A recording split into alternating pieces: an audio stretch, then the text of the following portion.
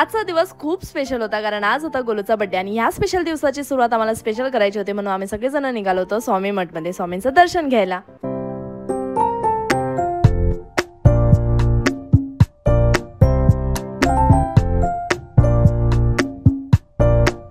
सकाळची सुरुवातच स्वामींचे दर्शन करून झाले होते त्यामुळे खूप प्रसन्न वाटत होतं। तिथे थोडा वेळ आम्ही बसलो आणि मग घरी आलो आणि आता तुम्हाला गोलू सांगेल। माझ्या बाबाई नवीन बॅग दिली आणि अगदी मामाई नवीन डायनोसॉर दिला।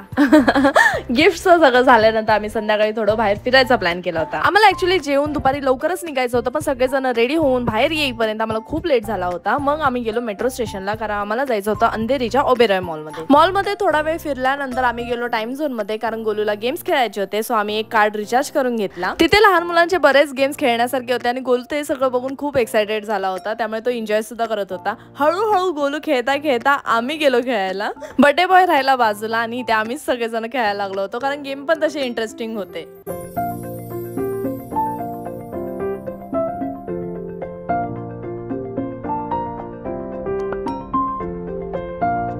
गेम खेळतानाच तिथे टाइम झोन मध्ये माझे थोडे फॅन्स भेटले होते जे खूप भारी होते। सो थोडी फॅन मुवमेंट झाली आणि ते झाल्यानंतर आम्ही गेलो खायला कारण सगळ्यांना खूप जास्त भूक लागली आणि गोलू गेम खेळून इतका दमला होता आणि त्याला भूक पण लागली होती। ऑर्डरची वाट बघून बघून तो इथेच झोपून गेला। संडे होता त्यामुळे मॉलमध्ये खूप जास्त रश होते म्हणून आमची ऑर्डर पण लेट आली। फायनली आम्ही वाट बघून बघून आमची ऑर्डर आली। आम्ही ऑर्डर मध्ये पिझ्झा आणि बर्गर मागवला होता। सगळ्यांनी मस्तपैकी एन्जॉय केला आणि मग आम्ही तिथून निघालो घरी यायला। गोलूला चालायची पण ताकद नव्हती म्हणून अनिकेतने त्याला असं उचलून घेतलं होतं। त्यानंतर आम्ही मेट्रोने रिटर्न घरी आलो। घरी आल्यावर सर्वात आधी मम्मीने पहिलं त्याचं ऑप्शन करून घेतलं। मॉल मध्ये आमचा बराच वेळ गेला त्यामुळे गोलू खूप जास्त दमला होता पण तो फेसवर अजिबात दाखवत नव्हता। आम्ही केक कटिंग बाहेरच करणार होतो कारण आम्ही डिनरला सुद्धा बाहेर जाणार होतो। ऑप्शन झाल्यानंतर आम्ही लगेच हॉटेलमध्ये जेवायला गेलो।